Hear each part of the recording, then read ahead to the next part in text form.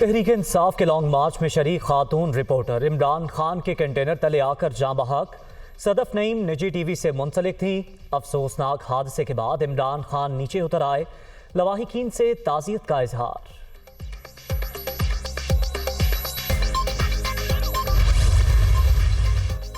अफसोसनाक हादसे के जिम्मेदार इमरान खान हैं। लॉन्ग मार्च में सहाफ़ियों की हिफाजत के लिए कोई इक़दाम नहीं किए गए। वफाकी वज़ीर इत्तलात मरियम औरंगज़ेब का सदफ नईम की वफ़ात पर इज़हार अफसोस। वज़ीर आज़म शहबाज शरीफ की भी ताज़ियत।